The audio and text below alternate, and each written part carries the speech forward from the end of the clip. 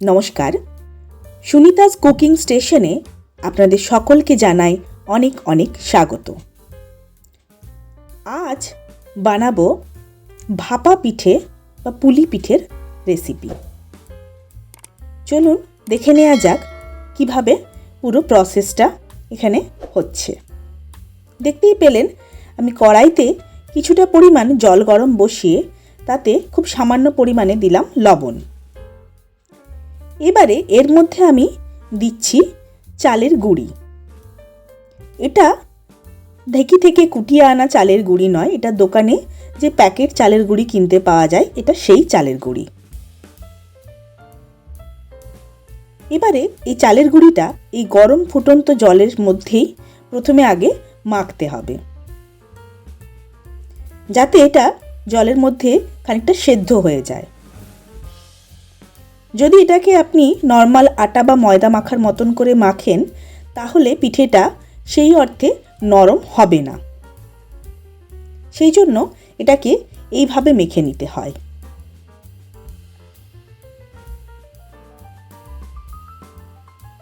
গরম জলে খুব ভালো করে এই গুঁড়িটাকে মেখে নিতে হবে। মেখে নেওয়া মানে এইভাবে খুন্তির সাহায্যে হালকা হাতে নাড়াচাড়া করে জলের মধ্যে গুঁড়িটাকে ভালো করে মিশিয়ে নেওয়া।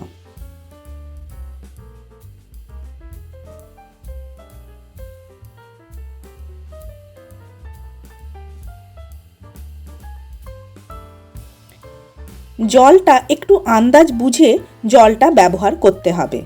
প্রথমেই খুব বেশি পরিমাণে জল দিয়ে দেবেন না। যারা এই গুঁড়িটা একদমই ব্যবহার করতে অভ্যস্ত নন তারা, তাহলে আপনারা একদমই আন্দাজ বুঝতে পারবেন না। আর এই গুঁড়িটাতে আন্দাজ বুঝে জল ব্যবহার করাটা ভীষণ জরুরি,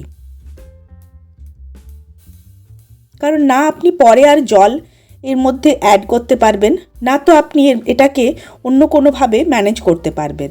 তাই জলের আন্দাজে গুঁড়িটা দেওয়াটা কিন্তু খুব জরুরি। দেখুন এটাকে উনুন থেকে নামিয়ে নেওয়া হয়েছে, প্রচণ্ড গরম, এখনও ধোঁয়া বেরোচ্ছে এর থেকে। এবার এটাকে আস্তে আস্তে একটা থালার মধ্যে ঢেলে নিতে হবে।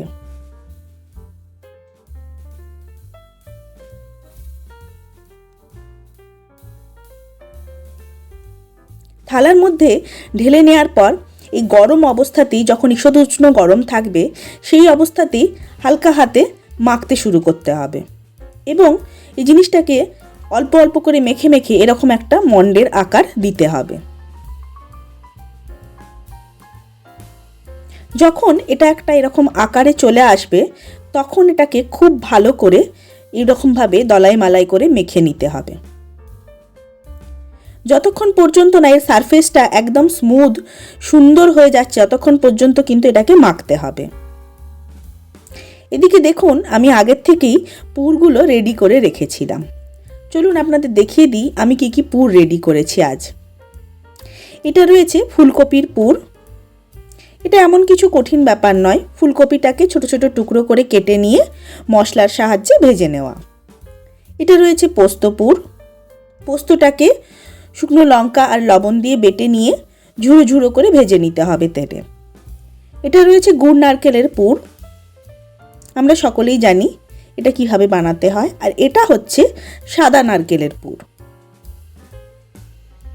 এবারে চলুন আমরা প্রথমে আগে দেখাই যে এটা সুন্দর করে মেখে নেওয়ার পর দেখুন কত সুন্দর এর সারফেসটা স্মুথ হয়ে গেছে। যতক্ষণ পর্যন্ত না এরকম স্মুথ সারফেসটা আসছে, মানে একদম প্লেন একটা এরকম বাইটটা দেখতে হয়ে যাবে এবং হাতে আর চিটচিট করে লাগবে না, ততক্ষণ পর্যন্ত কিন্তু এই আটাটা, চালের আটাটা আপনাদেরকে মেখে যেতে হবে। এবারে চলুন পিঠে গড়ে নেব। প্রথমে একটা বলের মতন লেচি কেটে নিয়ে সেটাকে আমি হাতের সাহায্যে এভাবে বাটির আকার দিয়ে দিলাম। আমি যেহেতু এখানে এখন 4 রকমের পুর নিয়ে বসেছি, তাই আমি প্রতিটা পুরের জন্য আলাদা আলাদা শেপ দেবো। প্রথমে আগে কপির পুরটা আমি তৈরি করছি।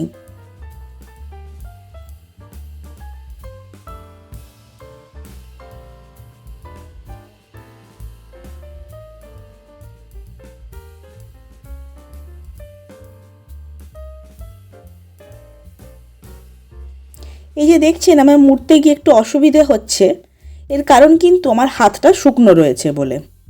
হাতটাকে সবসময় একটু করে জলে ভিজিয়ে নেবেন, অবশ্যই গরম জলে। তাতে কি হবে, এটা এই যে এরকমভাবে শেপ দিতে সুবিধে হবে। অনেকটা কাঁকড়া পিঠের মতন এটা দেখতে হলো। চলুন এর পরেরটা আমরা আবার তৈরি করে নিই। একই রকমভাবে বাটি করে নেব আমরা লেচিটা থেকে।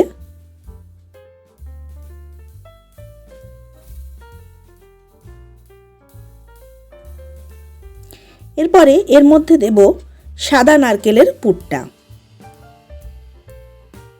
সাদা নারকেলের পুরটা হয়তো অনেকেই পছন্দ করেন না, কিন্তু আমার পার্সোনালি খুব ভালো লাগে এটা খেতে। এটা কিছুই না, একটু কচি নারকেল সেটাকে কুড়িয়ে নিয়ে সেই পুরটা এর মধ্যে ভরা হয়। আর এটাকে আমি পানি ফলের শেপ দিলাম।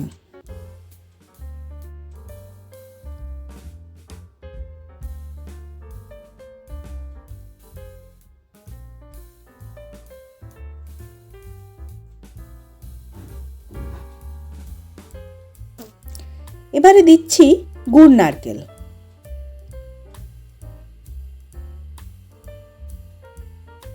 এটাকেও একটা অন্য রকমের শেপ দিয়ে দেব।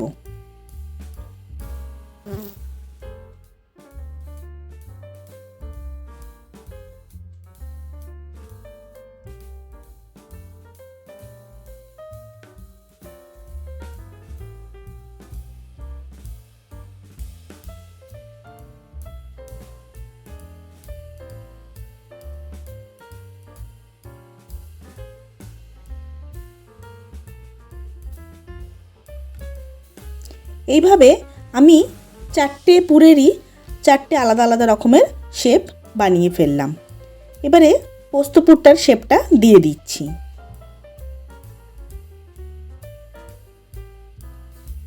এই পিঠে তৈরি করার সময় একটা কথা অবশ্যই মাথায় রাখতে হবে, যে আমরা যখনই পুর ভরবো, পুরটা চেষ্টা করব একদম মুখের একদম উপর পর্যন্ত না ভরতে, একটু ফাঁকা রেখে ভরতে, যাতে এই যে যখন মুখটা বন্ধ করা হচ্ছে ভেতরে কিছুটা হলেও তো হাওয়া ঢুকে যাচ্ছে, সেটাতে যাতে পিঠেটা ফেটে না যায়। পোস্তপুরটাকে আমি নৌকোর মতন শেপ দিচ্ছি।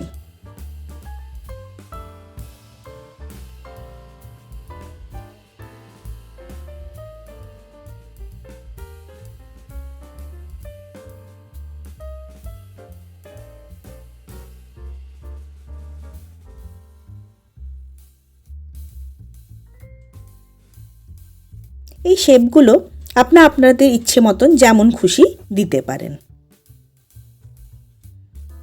সবকটা পিঠেই আমার শেপ দিয়ে গড়া হয়ে গিয়েছে। এই রকম সময় হঠাৎ করে আমার বড় ভাগ্নি আবদার করে যে মিমমিম একটু ক্ষীরের পুর করবে না। ওরা আমাকে মিমমিম বলে ডাকে, তো সেই জন্য ওর কথা রাখতেই আবার একটু ক্ষীরের পুরও বানানো হলো।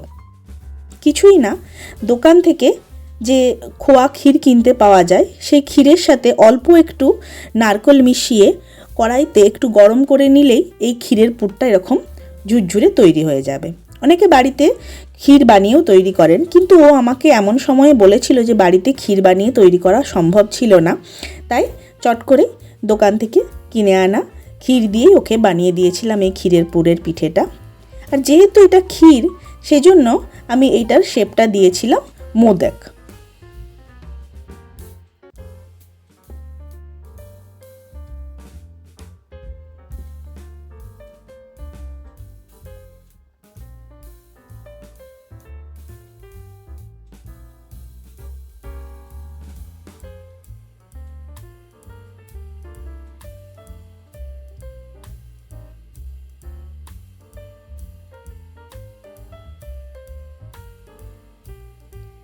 দেখুন কি সুন্দর মোদকের শেপটাও কিন্তু তৈরি হয়ে গেল। এবারে এগুলোকে ভাপে সেদ্ধ করে নেওয়ার পালা। প্রথমে আবার কড়াইতে জল দিলাম। প্রথমে একটু বেশি করে জল দিচ্ছি, কারণ এই গরম জলটা আমার পিঠে তৈরির সময় কাজে লাগছে, সেই জন্য আমি একবারেই জলটা গরম করে নিচ্ছি।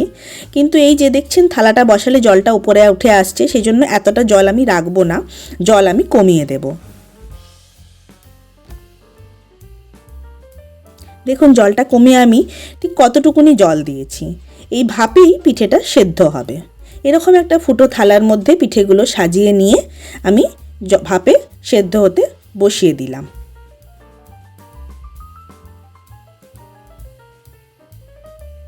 আর উপর থেকে একটা ঢাকা দিয়ে দিতে হবে।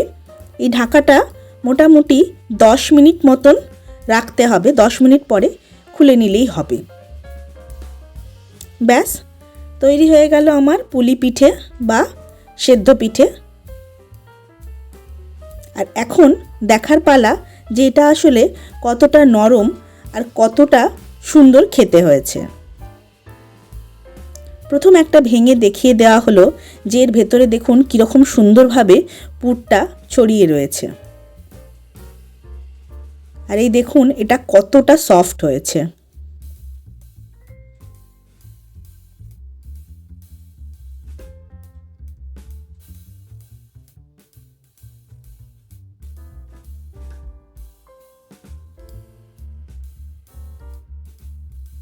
আর এরপরে খেয়ে দেখার পালা যে এটা ঠিক কেমন হয়েছে। আর আমার ভাগ্নির কথায় এটা অসাধারণ খেতে হয়েছে। আমি একটুখানি দুধে সিদ্ধ পিঠে বানিয়েছিলাম, সেটার রেসিপিটা আপনাদের সাথে অন্য একদিন শেয়ার করব। তাহলে দেখলেন তো কত সহজেই তৈরি হয়ে গেল। আপনারাও অবশ্যই বাড়িতে বানান। আর আমার চ্যানেলটিকে লাইক, শেয়ার এবং সাবস্ক্রাইব করতে ভুলবেন না। সকলে সাথে থাকবেন। অনেক অনেক ধন্যবাদ।